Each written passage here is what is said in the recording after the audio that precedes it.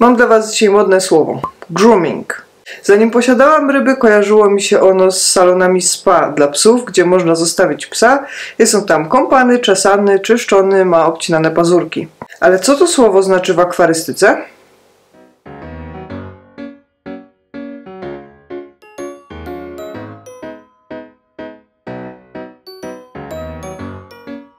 Grooming u ryby to jest dążenie do uzyskania jej najlepszego potencjału przez zapewnienie jej najlepszych możliwych warunków do rozwoju.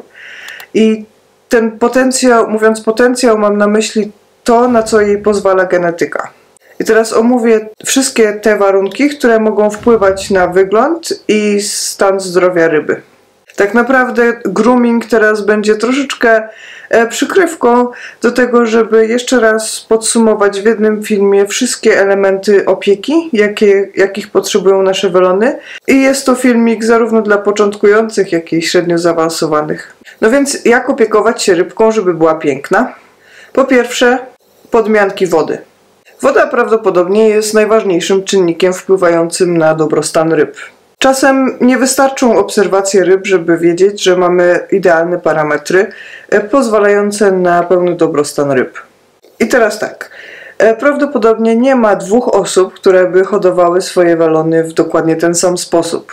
Wierzę w to, że każdy właściciel stara się zapewnić swoim welonom najlepszą możliwą opiekę zgodnie ze swoim stanem wiedzy i z doświadczeniem. Nawet w Chinach nie ma dwóch takich samych farm, które będą podążały za dokładnie tym samym trendem. Najważniejszy czy największy hodowca ryb w Chinach podmienia 90% wody co 2 dni w swoich oczkach wodnych. Podczas tych podmianek szoruje właściwie dokładnie każdą ścianę taką specjalną szczotą, a wodę bierze głęboko z głębin. Każde wprawne oko szybko zauważy różnice między rybami z poszczególnych farm. Chodzi tutaj o kolor, kształt i wielkość. Nawet jeśli dzieje się tak, że kraje między sobą importują jakieś rasy welonów, to szybko zmieniają ich kształt pod swoje własne preferencje estetyczne. I to właśnie to, w jakiej wodzie te ryby pływają, są trzymane, pozostaje nie bez wpływu na ich finalny kształt i wygląd. Dla ciekawostki powiem, że nawet w Japonii powstały specjalne książki opisujące każdą rasę i ich grooming, jak powinien wyglądać od właściwie pierwszego dnia do ukończenia mniej więcej 3. roku życia, żeby osiągnąć rybę idealną, idealnych kształtów, koloru, a także zdrowia. Nie chcę wchodzić tutaj w szczegóły, ale jeśli chcecie, to zrobię o tym oddzielny filmik. Ale ryby są podzielone na kategorie pod względem ich wieku. I w każdej z tych kategorii wiekowych kładzie się nacisk na rozwój innej części ciała, na przykład, czy innej cechy ryby. Na przykład u bardzo młodych ranczu częste podmianki wody będą bardzo pozytywnie wpływały na ich ogólny rozwój ciała. Natomiast zaprzestanie częstych podmianek wody będzie miało ogromny wpływ na rozwój kaptura. Przy rzadszych podmiankach wody w tym okresie wiekowym też jest lepsza szansa na uzyskanie dobrego kształtu czaszki. Na takich farmach też manewruje się głębokością wody w zależności od wieku ryby. Wiadomo, że im płytsza woda, tym ryba będzie zmuszona wręcz pływać horyzontalnie, co też odbije się na jej ostatecznym wyglądzie i rozwoju ciała. Oczywiście wraz z rozwojem ryby daje się je do coraz głębszej wody, żeby wtedy rozwijać zupełnie inne cechy pożądane. Wracając do naszych welonów, to nieważne, czy będziecie podmieniać wodę co 4 dni czy co tydzień. Ważne, żeby utrzymywać idealne parametry, a także mniej więcej to samo pH i temperaturę. Przy podmiankach wody jest to kluczowe, zwłaszcza teraz w zimie, żeby woda była tej samej temperatury, jaką mamy już w akwarium. Wiadomo też, że welony rosną całe swoje życie, ale to pierwszy rok ich życia jest właściwie kluczowy, bo wtedy naprawdę mają bardzo ekspresowe tempo wzrostu. I to właśnie w tym pierwszym roku najwięcej możemy zrobić. Często jednak nie mamy na to wpływu, bo kupujemy już rybkę, która ma kilka miesięcy, czy nawet prawie rok. I to, jakie ma geny, z jakiego sklepu pochodzi, z jakiego źródła i jak była groomowana przez poprzedniego właściciela, ma ogromny wpływ na to, jak będzie wyglądać w przyszłości. Warto pamiętać, że welony wydzielają do wody hormon wzrostu i przy podmiankach ten hormon usuwamy, więc mają okazję produkować nowy i to sprzyja oczywiście ich wzrostowi. Więc jeśli chcecie szybkiego i naturalnego wzrostu welonów, to oczywiście częste podmianki wody są tutaj wskazane. Numer 2. Temperatura. To również jest kwestia sporna wśród hobbystów, bo welony zarówno dobrze się odnajdują w temperaturach takich jak 18 stopni Celsjusza, jak i trochę wyższych. Moim zdaniem ważne jest to, żeby ustalić sobie jakąś temperaturę i się jej trzymać, niezależnie czy to jest 18, 20 czy nawet 25 stopni Celsjusza. Ale jeśli chcemy manewrować temperaturą i zwłaszcza ją podwyższać, to musimy pamiętać o kilku kwestiach. Im wyższa temperatura, tym metabolizm ryby jest szybszy. Potrzebujemy wtedy więcej napowietrzania, więcej pożywienia i również w związku z tym, że jest więcej pożywienia, jest też więcej odpadów, co też oczywiście wpływa na to, że musimy robić częstsze podmianki wody lub też mieć bardzo, bardzo wydajny filtr i dobrze ustabilizowane akwarium. Udowodniono też, że przy takim sztucznym napędzaniu metabolizmu ryba szybciej się starzeje. To tak jakby jej wiek metaboliczny był starszy niż ona sama. Uważam też, że manewrowanie temperaturą świetnie sprawdza się przy różnych stanach chorobowych. Na przykład możemy podnosić temperaturę podczas infekcji pasożytniczych, żeby właśnie również nakręcić metabolizm robaków, żeby sobie szybciej poszły, a także przy wszelkich problemach ze strony układu trawiennego, które wpływają na pęcherz pławny. To również przyspieszy metabolizm ryby i pozwoli jej szybciej trawić i w efekcie lepiej pływać. Zmian temperatury możemy też używać do stymulowania tarła, czyli odwzorowywania pór roku. Oczywiście umownie przyjmuje się, że najlepszą temperaturą dla welonów jest między 18 a 24 stopnie Celsjusza. Ale też musimy pamiętać o tym, że jeśli kupujemy pokazowe welony, które są hodowane w na przykład Tajlandii, pochodzą one z cieplejszego klimatu i też ich metabolizm był nakręcany i żeby oczywiście szybciej rybę sprzedać i żeby była większa, więc możemy się pokusić o stopniowe obniżanie tej temperatury do naszych umownych między 18 a 24 stopnie Celsjusza. Znam też hobbystów, czy nawet nazywają siebie kolekcjonerami, którzy podtrzymują tajskie temperatury przez cały rok i uważają, że wtedy ryba lepiej rośnie i ma lepszy potencjał. Nieważne, którą drogę wybierzecie, ważne, żeby to był wybór świadomy i wiedzieć, jakie są za i przeciw wysokich temperatur i niskich.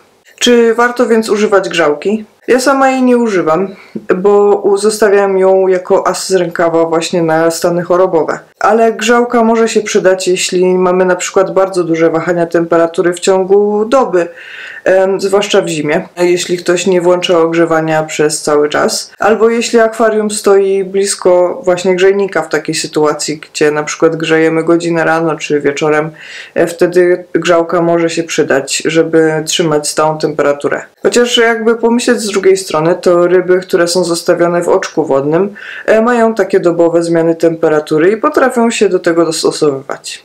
Numer 3. Odpowiednie podłoże. Wielokrotnie powtarzałam, że żwirek nie nadaje się dla welonów, gdyż stanowi dla nich zagrożenie udławieniem się. Kolorowy żwirek dodatkowo jest sztucznie barwiony i emituje czy wpuszcza toksyny do wody. Więc pozostaje nam do wyboru albo piasek, gołe dno, ewentualnie jakiś roślinny dywan.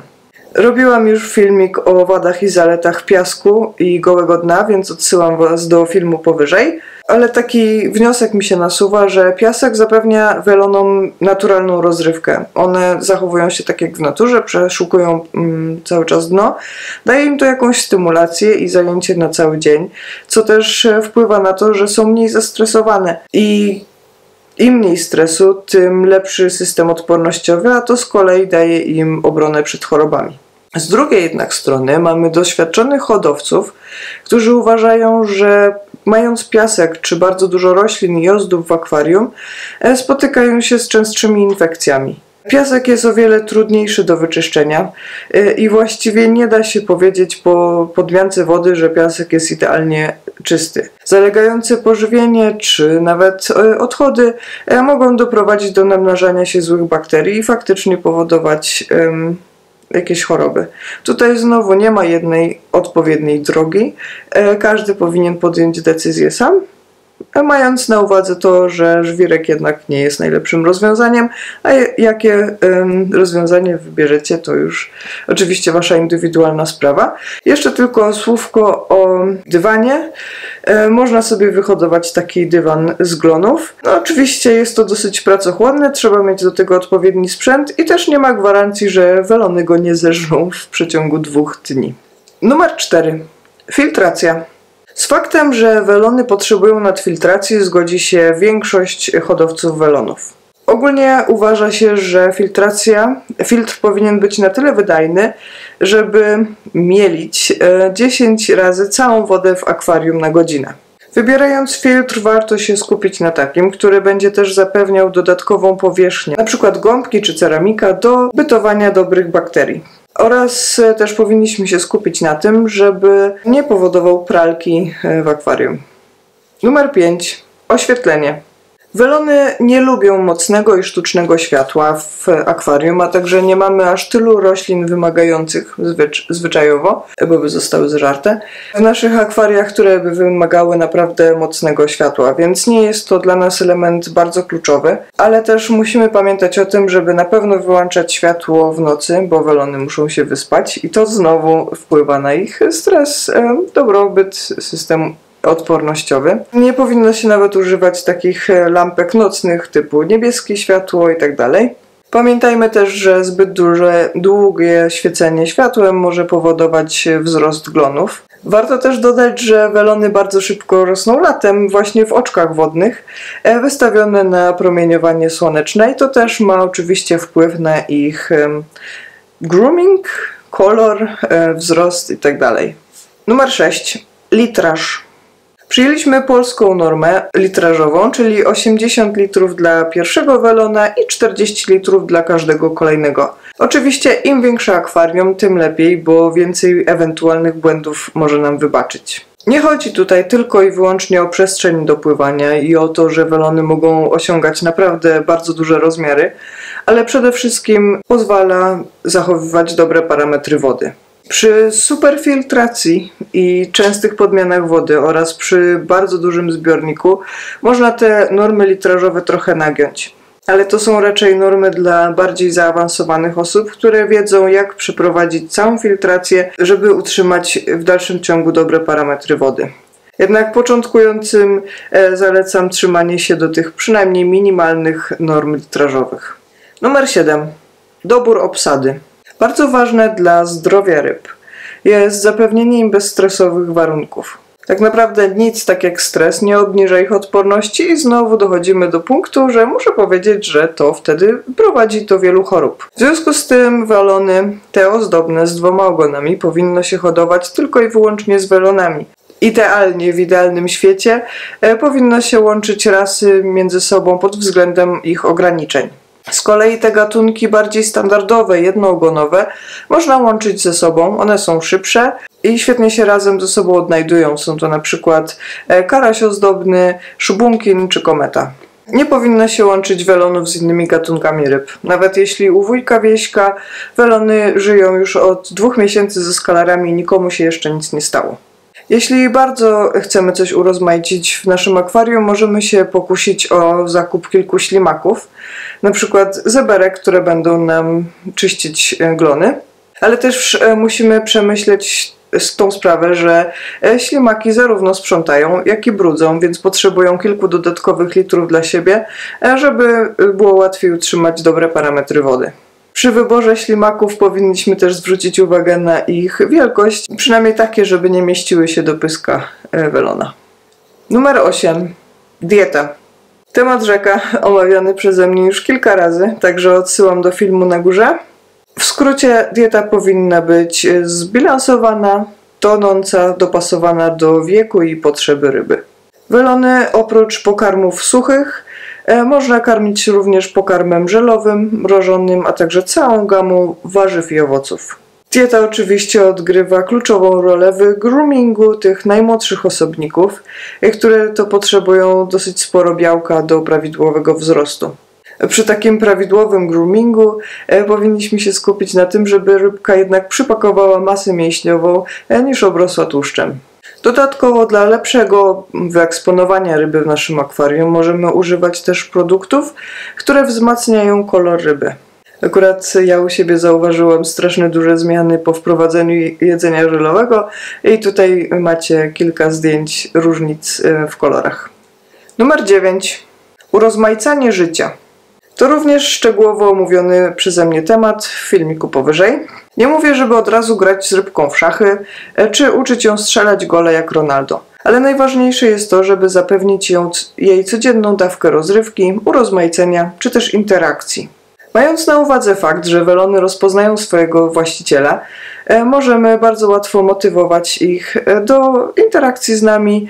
Oczywiście najłatwiej zachęcić welony do przyjaźni, dając im jedzenie, ale po czasie będą nas ogólnie miło kojarzyć i będą chciały z nami interagować, a także nawet będą domagać się naszego kontaktu.